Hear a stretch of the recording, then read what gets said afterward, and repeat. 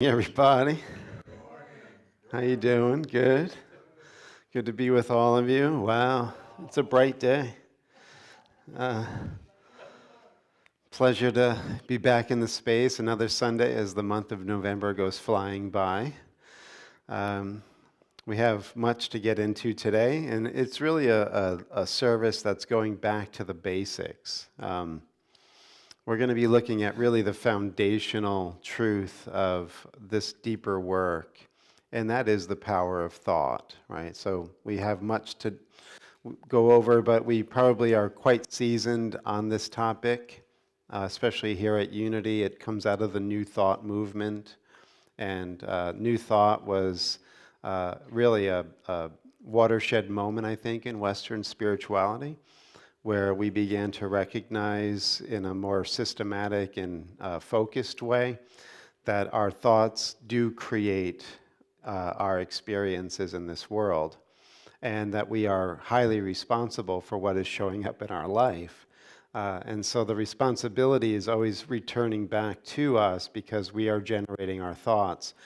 And so we're going to be exploring this. We're going to actually go back way before the New Thought movement originated in the late 19th century. We're going to go back to Buddha, for one. We're going to be exploring this through the lens of Sufism, the Hermetic philosophy found in the Kabbalion. We're going to be looking at it through the lens of A Course in Miracles, and we're going to top it all off with Mira Alfassa, or the mother of integral yoga, Sri Aurobindo's co-founder. So we have quite a journey ahead of us this morning. I hope you enjoy the ride. Okay? So the train bell's about to ring. All on board? And here we go.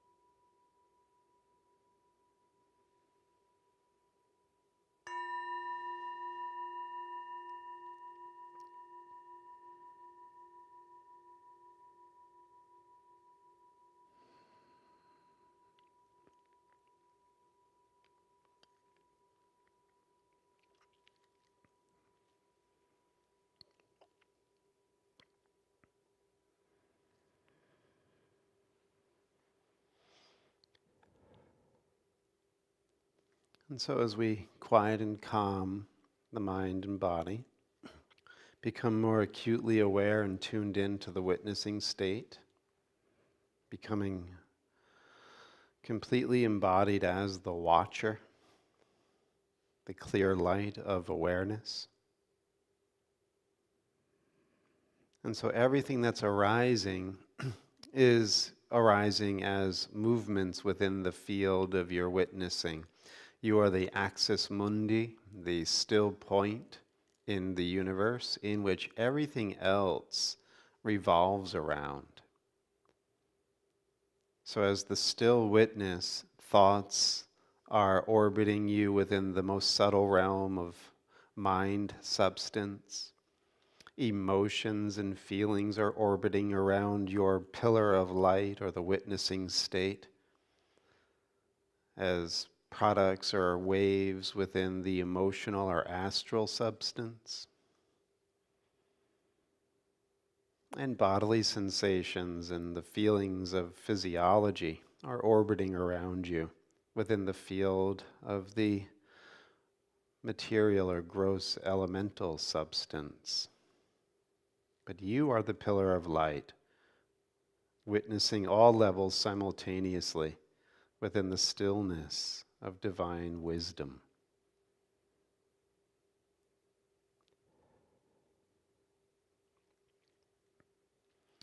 And so we want to maintain this distinction between the phenomena, whether it's the most subtle mental substance or the emotional or physical substances, and the still point, which is beyond phenomena, unmanifest, eternal, the witness. And so it is. So this still point that we're talking about, this axis mundi, it's the world axis, right? This is something that has come up within many different traditions. If you're familiar with the work of Joseph Campbell, for instance, he spoke quite a lot about this axis mundi. And through the use of mythology, he shows how, it's been depicted over time. So Buddha under the Bo tree or Bodhi tree is displaying this axis mundi, this world axis where everything is moving, but the consciousness or the Buddhic mind is not moving. It's the witness, the eternal. And Jesus on the cross is also displaying the axis mundi. And so this idea of being the Buddhic consciousness or the Christ consciousness allows us to have a deeper perspective or vantage point on which we can then choose our thoughts, right? You as the choice maker or decision maker are doing this because you have this deeper essence of being the witness. What you choose to witness to is completely within your free will. But what we're doing here today is we're fine-tuning, which is oftentimes fuzzy and not dialed in clearly, that we are unconsciously miscreating because we're not always in touch with this Buddhic, awakened, witnessing state. That's why Jesus says in A Course in Miracles, we are far too tolerant of mind wandering. Because when the mind wanders, we think that, what's the big deal? But he actually tells us in the Course, and we'll see from other traditions, that every thought creates form on some level. So whatever you're investing with psychic energy or the power of your belief, it is showing up at least within the subtle field and will have impact and influence on you. And so if you're choosing things wisely, you will have an easier time. If you are unconscious about what you're generating in your thought reality, you oftentimes seem to be at the effect level and suffering the slings and arrows of outrageous fortune. But this is actually just the byproduct of being an unconscious creator. Okay? So on that note, a little bit from the Dhammapada, which is considered one of the foundational texts of Buddhism. And many of us know this well. All that we are is the result of what we have thought. It is founded on our thoughts. It is made up of our thoughts. If a person speaks or acts with an evil thought, pain follows him, as the wheel follows the foot of the ox that draws the carriage. All that we are is the result of what we have thought. It is founded on our thoughts. It is made up of our thoughts.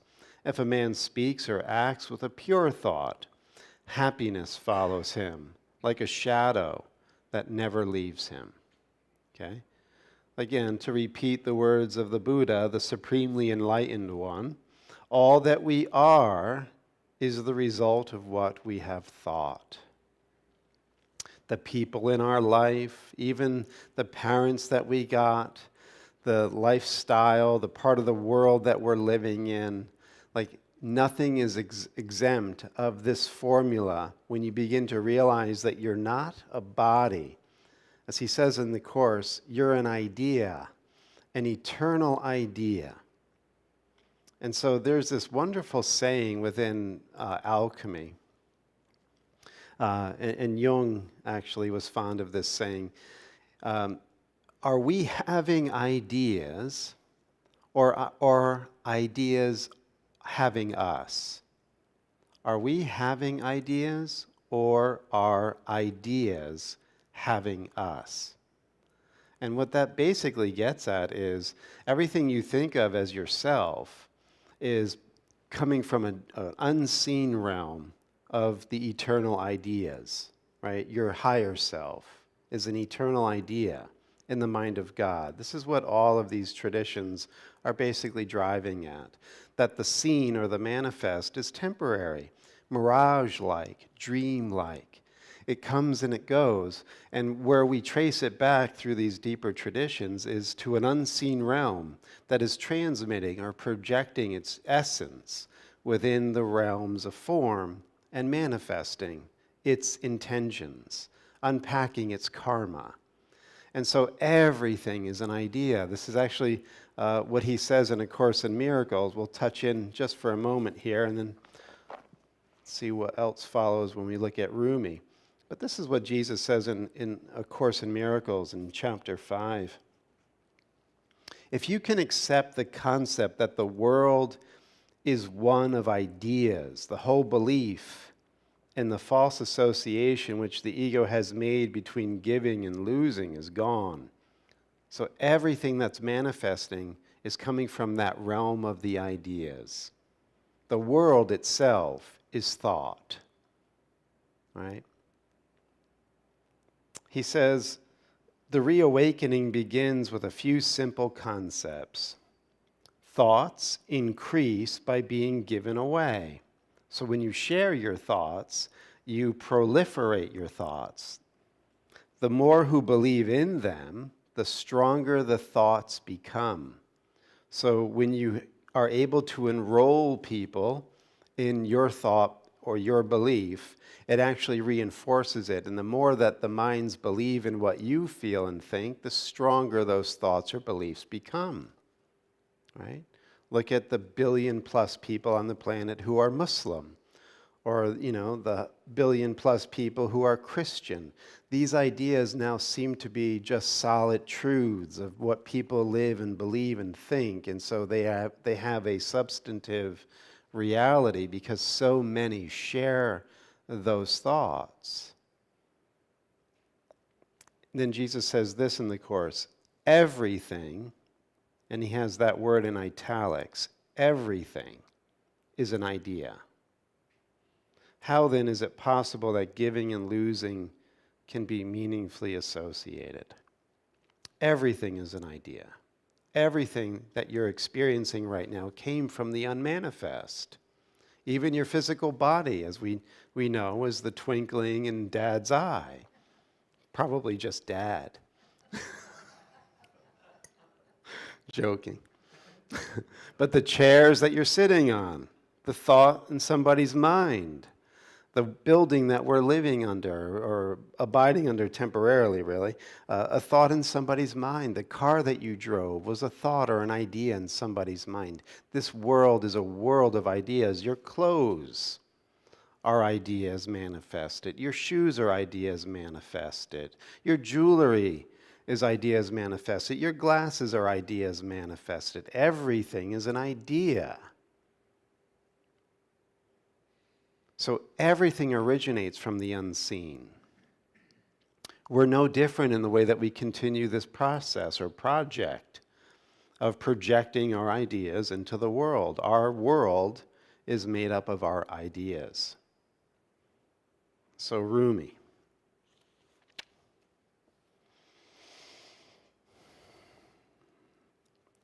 So this is William Chittick before he quotes Rumi.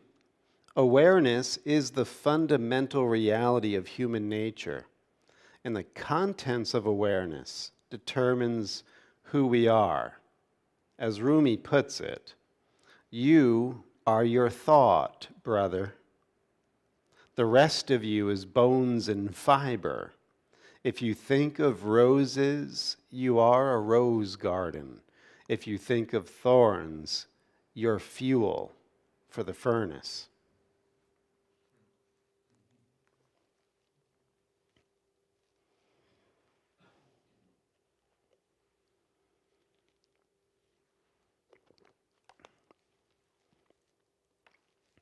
So when we come to recognize that everything is an idea and our thoughts are manifesting our life thought by thought, then again, this responsibility to check in with your inner world and begin to discern which thoughts you're allowing to grow in your garden of awareness. We must begin to sort out the thoughts that no longer serve us or bring us joy and fulfillment. So this is what the spiritual path really is tending to your garden of consciousness and checking in to see what you have growing there.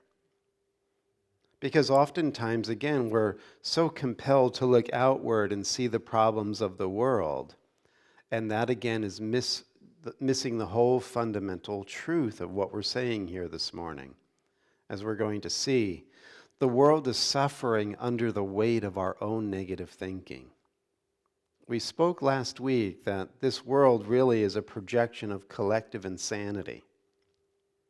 And so we're all projecting our insanity out onto the world, and the ego's thought system is so subtly distortive that it has us really thinking that we can displace our responsibility of our own guilt for not tending to our garden of consciousness by having other villains show up within the movie that seem to be so much worse than we are, and therefore we're off the hook.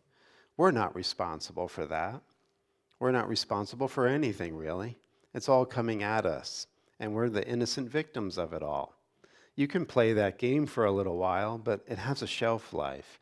You reach a pain threshold because you can't indefinitely obliterate your creative potential. That's the one thing in you that will always have to come back into your awareness because it's who you are. You can disown it, deny it, repress it, avoid it for a long, long time. But eventually, you will have to come to face it. And what begins to show up as you face it is that you'll begin to see how all of your chickens come home to roost.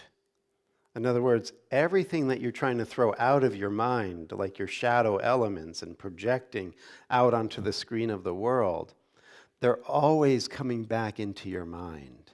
It's like when you drop a pebble into a pond and it ripples out, it ripples back towards the center where the stone was dropped. All of our thoughts go out, but they also come back. That's why when things are happening in our life, there is a clear understanding as we begin to fine-tune this principle that these are my thoughts, or you can say this is my karma, which is really the cause and effect of your thinking. That's coming back to me. So instead of blaming someone else for what's showing up or not showing up in our life, we look to taking responsibility and pruning and clipping and weeding out and getting rid of those pests within the garden of our own consciousness. That is the sadhana. That is the spiritual work. You know, that also reminds me of a principle from the Course where he says miracles are everyone's birthright. So walking in the power of manifesting love and peace and joy and connection and God union within our experience of this life, that's our natural inheritance. It's our birthright. But then he says, yet purification is necessary first. And he's not talking about bodily purification. He's talking about this purification of our thoughts, to really discern through vibratory, intuitive understanding which thoughts bring pain to ourself or another, and which thoughts bring joy and happiness. And whatever's bringing pain on whatever level to whomever, we must be willing to deny and get rid of those, purify them, so that we can accept our inheritance.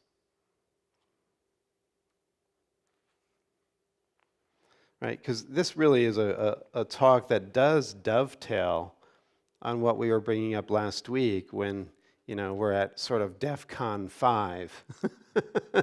If you remember last week's talk, that the world seems to be circling the drain on so many levels, right? It does feel that way if we're looking out and seeing world events and just the status quo. I mean, you know, we're supposedly within the dark age of Kali Yuga. And one of the trademarks of Kali Yuga is that spiritual light is really hard to manifest at this level of consciousness right now. Our zeitgeist, or the spirit of our age, seems to be materialism, self-indulgence, narcissism, being obtuse and completely checked out. People are dying from taking selfies too close to a cliff. I mean, our world is really off the rails.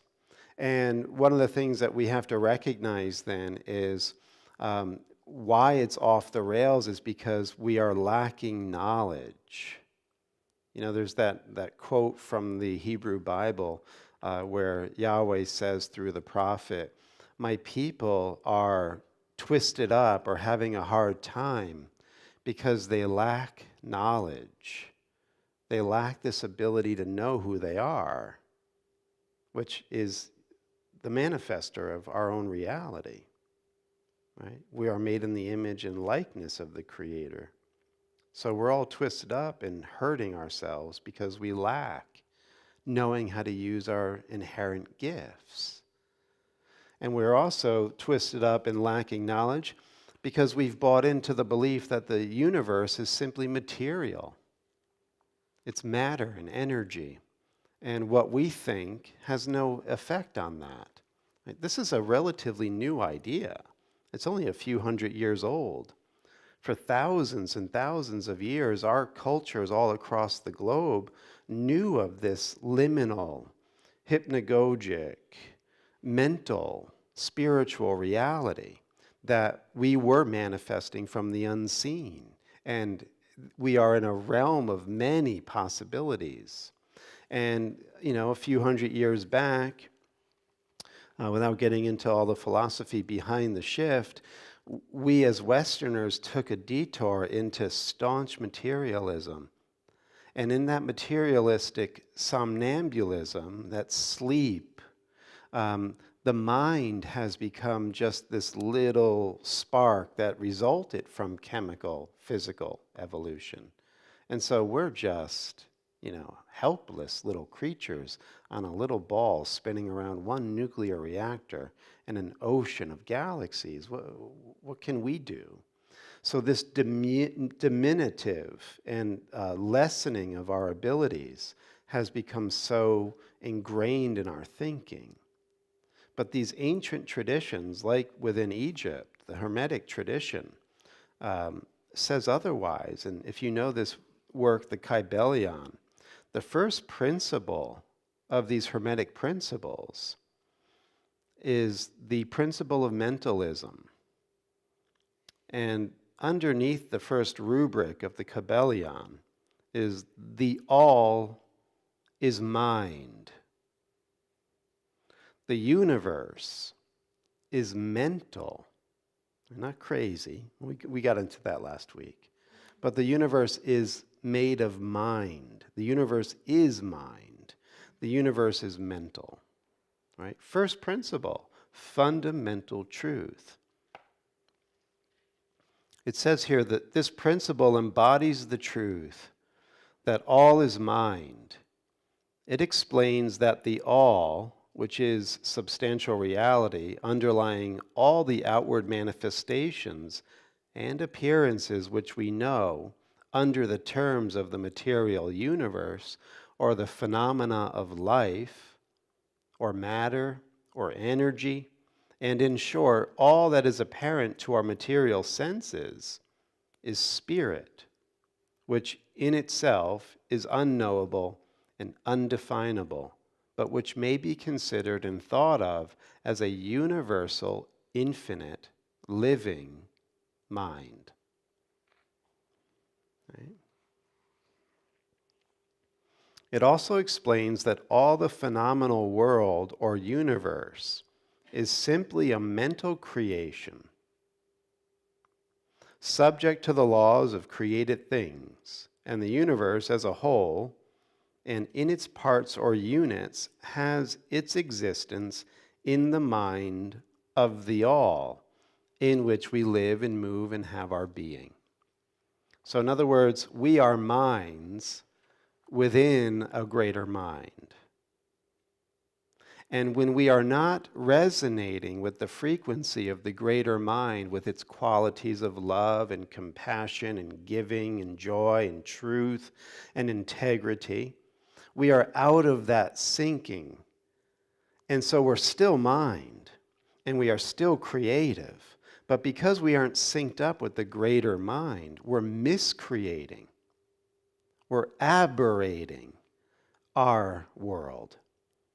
Right? It's much like when Adam and Eve took that fruit of duality and they literally separated from the voice of the Creator or the resonance of the Creator. They lost that clear channel to co-create with the unity, and they began to miscreate within duality. And everything, if you follow the Genesis narrative, it shows this. Everything went into chaos. Because now everything is creating in its own imagination. We're just, whatever we think, whatever we feel, and we're a mixture of good and bad. So as we sort out our mind, we become more and more attuned to the quality of the greater mind. And that's why we will get brighter, and we will go beyond the barriers of seemingly material boundaries. We will come back to an enlightened state. We will be the axis mundi. We will be Buddha under the Bodhi tree. That's our inheritance. The body will still be the body, but the bird will be out of the cage in the great expanse. So all is mental. Even what seems to be physical and material and energetic. This principle, by establishing the mental nature of the universe, easily explains all of the varied mental and psychic phenomena that occupy such a large portion of the public attention, and which, without such explanation, are non-understandable and defy scientific treatment.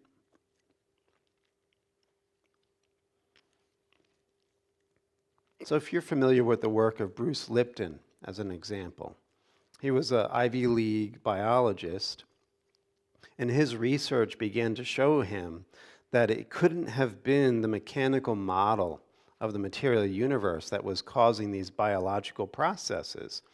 There were too many, too varied, and too complex. And the firing time of some of the things within cellular metabolism just defied physical possibility. And through his research, he began to realize that the biological processes are operating in such a harmonious way and in such a multi-tiered firing system that's never, out of sync, because the biological, physical processes are being regulated and ordered by a field of intelligence. Remember that book about 10 years ago, Lynn McTaggart's book, The Field? Another good one to look at if you like this kind of stuff. In other words, what is invisible is giving rise to and ordering the visible. And so the universe being mind is being displayed all the time. It's just we're not making the connection because we're not looking for it. It's, again, like that illusory sketch where you are only focused on looking at the old lady in the sketch. But if you were to adjust your focus, you would see there's a young lady right there in the same picture. So if you were to know how to train your perception, you could actually see right now that everything here arises from the unseen, is sustained by the unseen, and that so too you. And what makes us so unique and wonderful, majestic creatures is that we've been bequeathed this grace of being epicenters of Buddhic consciousness or Christ consciousness, where we get to play with these energies. We get to consciously use our thoughts to mold and shape reality and give rise to worlds. You're doing it. Just unconsciously for most of us, or semi-consciously. We're always doing it. So, a little more on the Kybalion. An understanding of this great Hermetic principle of mentalism enables the individual to readily grasp the laws of the mental universe and to apply the same to his well-being and advancement. The Hermetic student is enabled to apply intelligently the great mental laws instead of using them in a haphazard or unconscious manner. With the master key in his possession, the student may unlock the many doors of the mental and psychic temple of knowledge and enter the same freely and intelligently. This principle explains the true nature of energy, power, and matter, and why and how all these are subordinate to the mastery of mind. So, in other words, when we master what we think, energy, force, and matter are really the effects of these deeper, higher thoughts, that we will be able to work with these subtler energies that will actually have the executive control over energy, force, and matter. Right? Because we are creators. We're learning how to wake up in being such. And then finally here, one of the old Hermetic masters wrote long ages ago, "He who grasps the truth of the mental nature of the universe is well advanced on the path to mastery." And these words are as true today as the time they were first written. Without the master key, right, that we live in a mental universe, mastery is impossible, and the student knocks in vain at the many doors of the temple. Right? That's what we were saying last week again, that to yell at the screen in the movie theater wishing things were to change is not knowing the mastery of the mind, that we are projecting the universe. Everything is an idea, and we are the creators or generators of these ideas. If you want to change the world, change the way you think. Right? We've heard this so many times, but we need to keep hearing it until those switches click.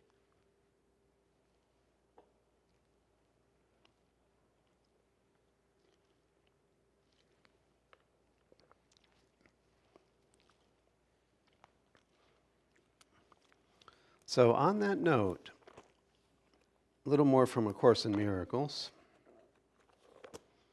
This is lesson 132. I loose the world from all I thought it was. Powerful stuff here. What keeps the world in chains but your beliefs? And what can save the world except the knowledge of your higher self? Belief is powerful indeed. The thoughts you hold are mighty. And illusions are as strong in their effects as is the truth. We are the product of our thought. Think an evil thought, and pain will follow you as surely as does a cart follow the footsteps of an ox. If you're in pain, depression, struggle, it's very real, right? It seems to have solid effects in the world.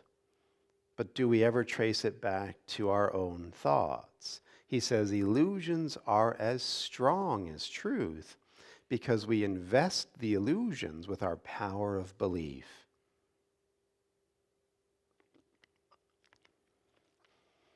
A madman thinks the world he sees is real and does not doubt it, nor can he be swayed by questioning his thoughts' effects. It is but when their source is raised to question that the hope of freedom comes to him at last.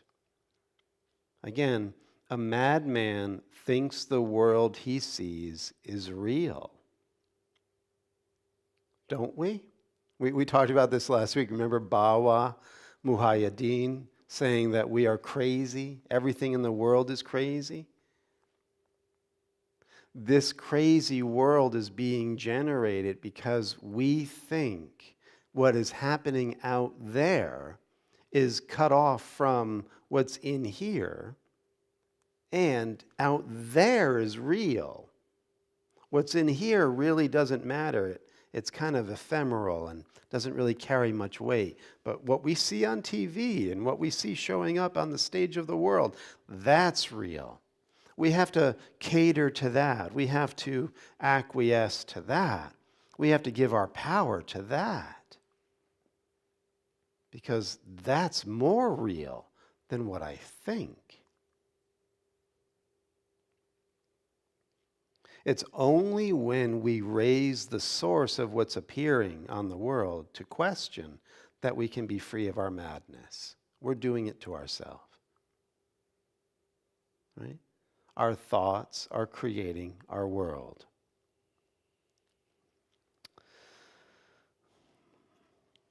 So then he says, the world is nothing in itself. Your mind must give it meaning, and what you behold upon it are your wishes acted out, so you can look on them and think them real.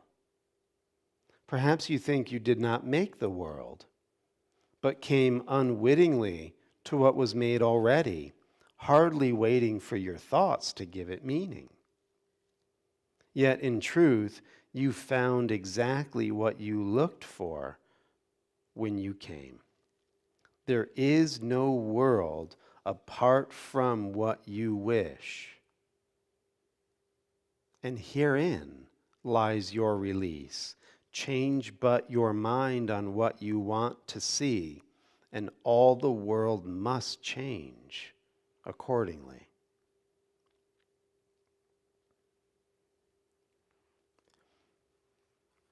You know, we have a class going on right now on the teachings of Sri Ramana Maharshi. And Ramana comes out of the ancient tradition of Advaita Vedanta for the most part. He in many ways transcends all traditions, but a lot of his teaching coheres with Advaita. And the reason why I bring that up is because this non-dual school of Hinduism, or Advaita Vedanta, looks at the universe in three different ways, depending on our level of understanding or insight. The first is what Jesus just said. Perhaps you think you came into the world and it existed long before you got here, and you had nothing to do with the way that this world is going on. And that is, according to the Advaita tradition, Shishti Drishti. In other words, the creation happened and now you're perceiving it. When we begin to evolve our spiritual consciousness and things begin to shift internally, and we begin to release these divine powers within our mind, it goes from the creation precedes perception to knowing a new truth, which is drishti shrishti. In other words, what I am perceiving, I am creating. The world is coming from me. That's where we must get to in our spiritual development, according to these esoteric teachings. We are projecting the universe, each one of us, from our secret center. And by adjusting what we wish to see, the world will change accordingly. So why do they spend so many millions and billions of dollars on PR and advertising and marketing?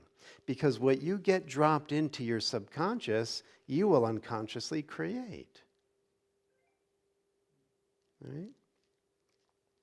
So we have to guard our minds, because whatever software program we're running, we will manifest that. And if we're really lax and unconscious, we will be the slaves of somebody else's dream. That's what we were talking about last week. You're either the master or the slave. If you're under the tyranny of the ego, you are not generating your reality. You are subject to greater forces outside of you that are making you feel the way you do, withholding what you need from you. All of that story comes from refusing to own the fundamental truth that I am generating this world from my perception. And then there's the third and final teaching of the Advaita Vedanta in terms of creation. And ultimately, when we come to realize we're the dreamer of our own dream, and we're manifesting this world based on what we think and wish to see, like magicians, we will come to realize that we're not the dream, but the dreamer. And when we do inquire directly into what is the nature of the dreamer, who is this that's dreaming this dream of universe? That's when we come to what's called in the Sanskrit ajata. Ajata means unborn. So when we come finally to the graduation day, we will all, as Jesus says in A Course in Miracles, laugh away the tiny mad idea that caused the dream in the first place and realized there never was an ego and there never was a universe of separation. It really is getting back to the Mahaprajna Paramita Hridaya Sutra, the great wisdom that goes beyond the dream in the Heart Sutra of Buddhism. There is no attainment. Indeed, there is nothing to be attained. This is coming home, to realize the dream is over. I don't have to see myself outside of myself anymore, being an alien or a product of my own thinking. I want to know who I am as the thinker. I want to know who I am as the dreamer. That's moksha. That's liberation. And maybe you could feel that right now, because you've never left your source. You've never left your source. You are always coming from the realm of ajata. You are always coming from the realm of the unborn. How could you leave infinity? It's only the appearance of dream that makes us deluded in such a way.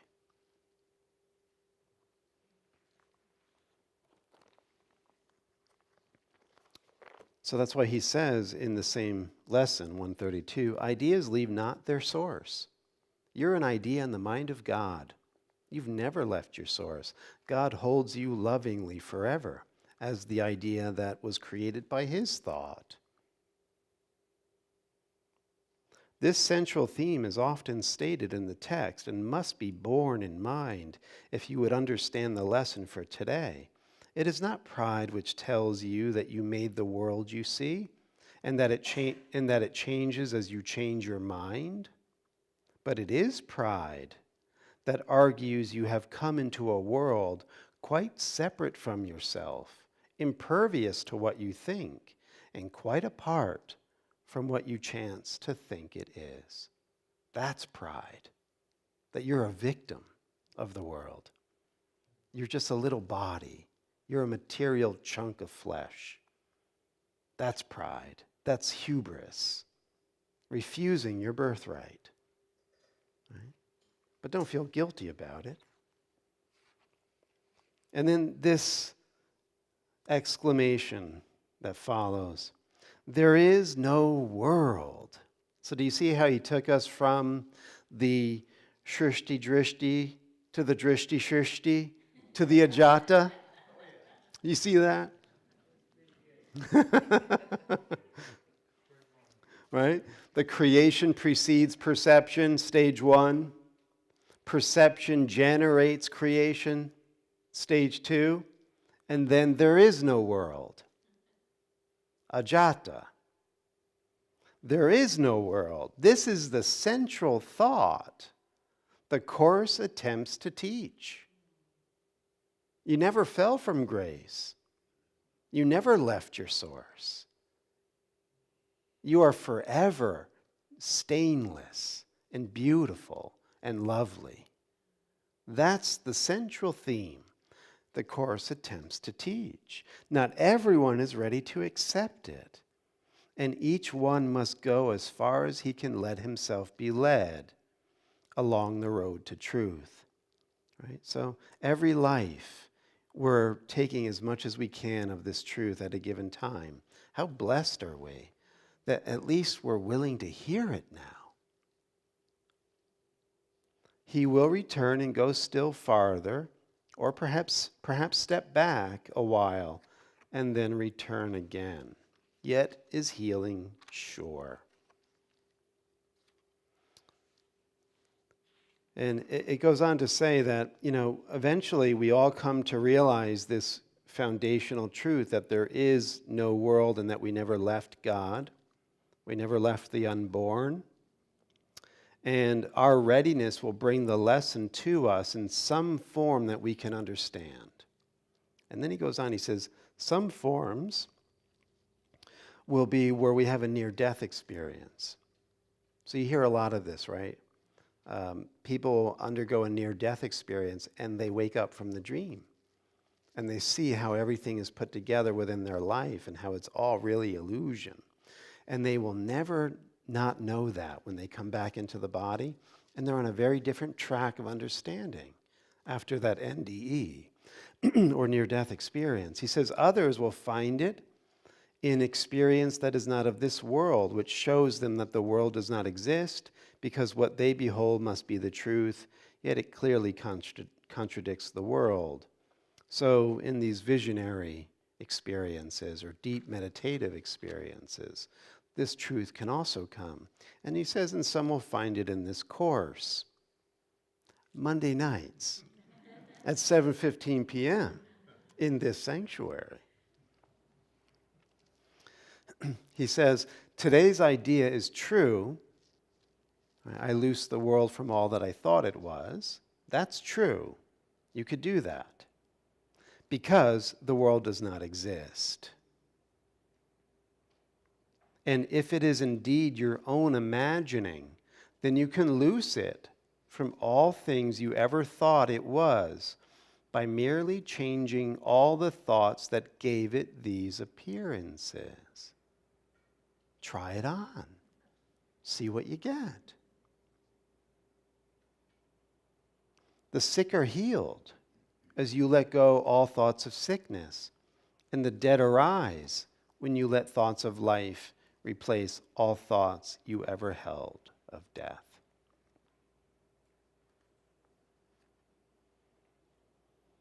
To free the world from every kind of pain is but to change your mind about yourself. There is no world apart from your ideas, because ideas leave not their source, and you maintain the world within your mind in thought. Yeah?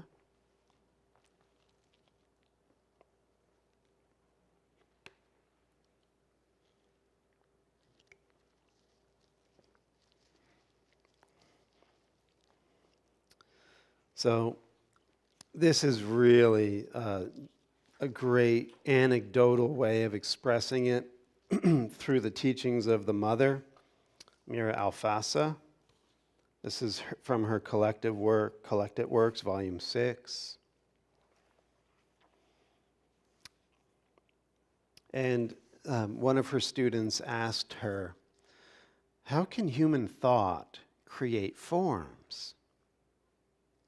And she responds, in the mental world, human thought is constantly creating forms.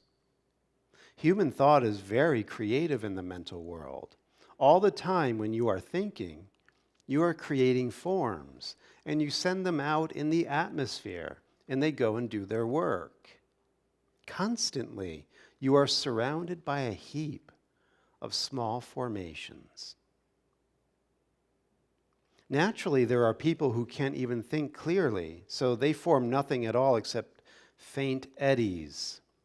But people who think clearly are surrounded by a heap of little forms which sometimes go out to do some work in others, and when one thinks of them again, they return. And we have instances of people who are troubled by their own formations, which return constantly, as though to take possession of them, in which they can't get rid of because they don't know how to undo the formations they have made. So I knew a man over 30 years ago who was a very dishonest businessman and was also a very dishonest friend. And yet, in my naivety, I couldn't see that. But I remember him telling me a dream that he had where he went to sleep, and as real as this room, he was in hell. And the devil was there in his face, telling him, "You're mine, and you'll never escape me." And out of a freakish fear, he woke up and calmed himself down, and then went back to sleep. And he was right back in the realm, face to face with the devil. And the devil's laughing at him. "You can't get away from me that easily. I'm always here." Freaking out, wakes up, goes back to sleep, and is back in hell, facing the devil, eye to eye. So this is what the mother is saying. And looked at differently, his dream was merely his mental formations of dishonesty and perversion. You can't escape yourself. You can't hide from what you think. Mother's going to talk about that in a moment. So sometimes, you meet people who will speak a spiritual lingo, but they're full of impurity and perversion and manipulation. And that's another reason why you have to take responsibility for what you think. Because if you're an unconscious sleepwalker and you are very loosey-goosey in the way that you see yourself, oftentimes people get swept up into those environments and atmospheres, and those people just go under the radar. Right? So you have to see clearly. And this is what Mother talks about. She will eventually say,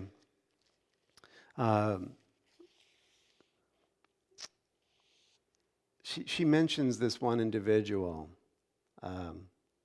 Let me just go to that one point first. When we come before you, one of the students asks, what do these things do? So they're talking about all of these thoughts that we have that literally take on a life of their own. And she says, when you come to me, it is all this I see. I see your mental atmosphere. I could see the entities and the formations that your thinking has produced within your unseen energy field.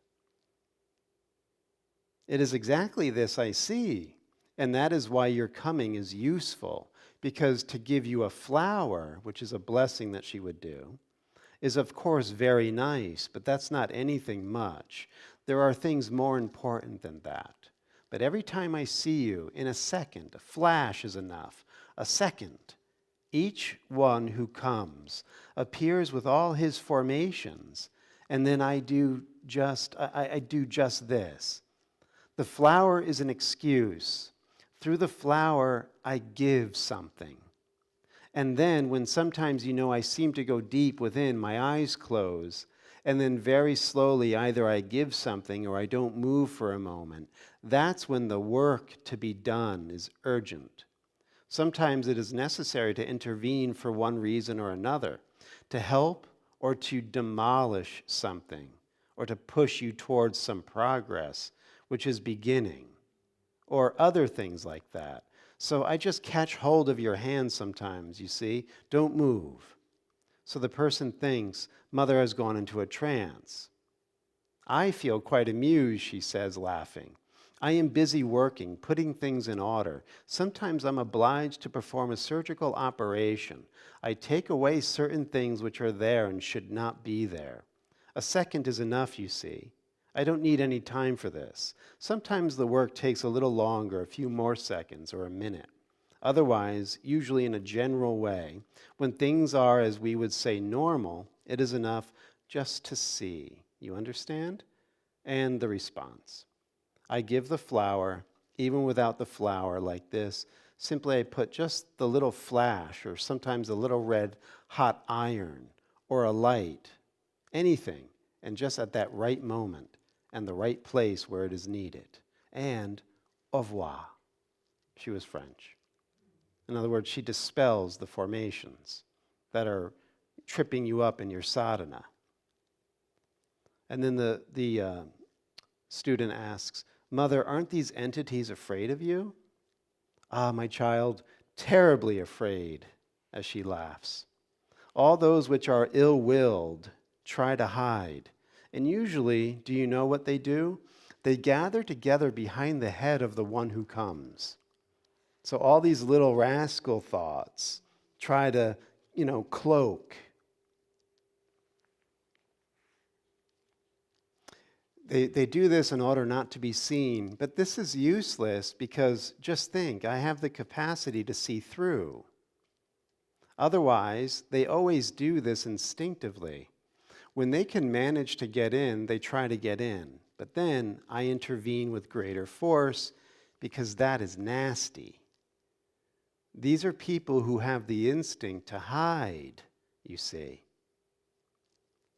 So I pursue them there, inside. With others, very little is needed, very little. But there are some. There are such people, they themselves have told me, when they are about to come to me, it is as though there was something which pulled them back, which told them, no, no, no, it's not worthwhile. Why go there? Do you ever have those thoughts about the 8 a.m. service? Those are the little nasties. You got to kick them out. There are so many people for Mother to see. Why add one more? So this is their thought process. Why burden her? Like, don't go there. There are so many people for Mother to see. Why add more? And they draw back like that so that they don't come. So I always tell them what it is. It would be better not to listen to that, for it's not something with a very good conscience. Some people cannot bear it. There have been instances like this of people who were obliged to run away because they themselves were too attached to their own formations and did not want to get rid of them. Naturally, there is only one way to run away. There we are. We shall stop for today. Blue bag's going to go around. Thank you, Bill. Any thoughts or questions?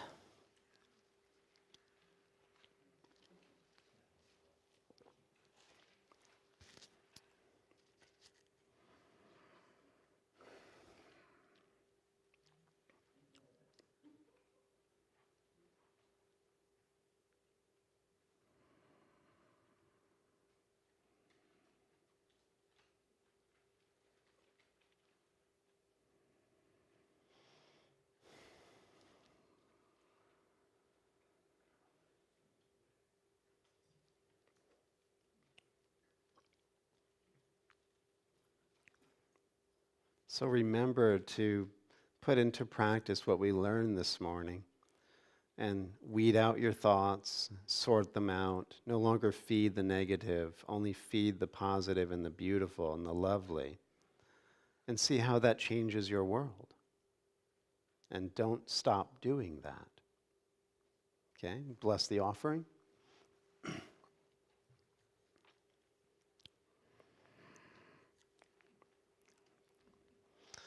We just give gratitude to the givers and the gifts so that we may bring into manifestation all that is true, good, beautiful, and holy. And so it is. Amen. All right, my friends, let's seal the deal.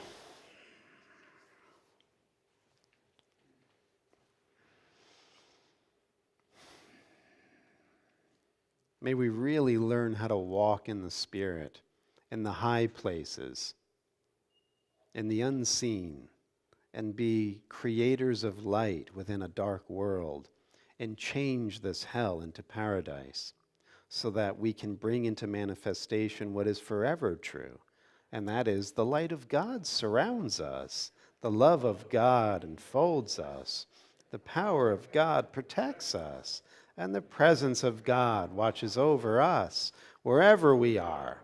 God is. Amen. Have a beautiful day, everybody. Thank you so very much. Remember to sign up for the Bible class coming in December. See me after if you want more info.